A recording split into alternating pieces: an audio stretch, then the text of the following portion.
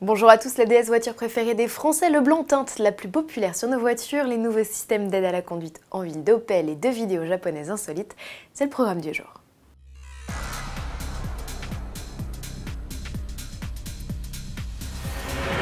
C'est sa semaine, la DS qui fêtait ses 60 ans le 6 octobre dernier est de nouveau sous les projecteurs.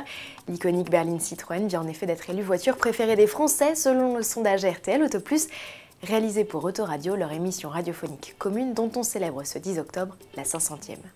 Dans cette étude où 20 modèles marquants des 70 dernières années concouraient, parmi eux la 205 GTI, la 911 ou encore la Logan, un autre modèle de la marque au chevron a tiré son épingle du jeu, c'est la 2 chevaux.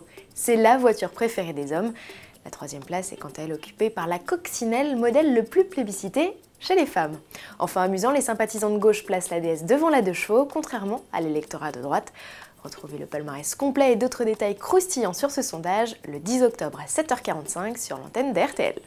Étude toujours avec ce palmarès des couleurs de carrosserie les plus populaires dans le monde et sans surprise, le blanc décroche la palme. D'après PPG, leader mondial des revêtements, auteur de l'enquête, cette teinte s'est retrouvée sur plus d'un tiers des voitures fabriquées dans le monde en 2015. Le noir et l'argent complètent ce podium à la fois mondial, européen et français.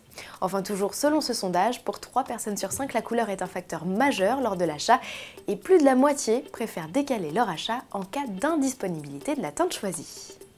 Notre sécurité, les constructeurs y travaillent activement, tous ou presque planchent déjà sur la voiture autonome. Mais d'ici à sa commercialisation à l'horizon 2018-2020, tous les efforts se portent sur l'optimisation des systèmes d'aide à la conduite et particulièrement en ville.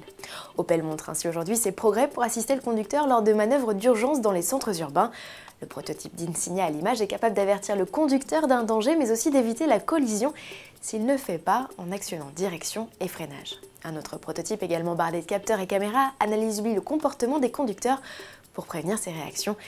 Les données engrangées permettront de limiter les avertissements inutiles. Enfin, dernier volet sur lequel travaille Opel, les infrastructures intelligentes qui, grâce à une connexion Wi-Fi, dialogueront avec le véhicule afin d'optimiser les réactions du conducteur. Pour finir, 2 vidéos insolites. La première est signée Toyota pour démontrer combien l'énergie dégagée par son prototype engagé aux 24 heures du Mans est importante lors des phases de freinage. Le constructeur a décidé de préparer le petit déjeuner pour 171 personnes.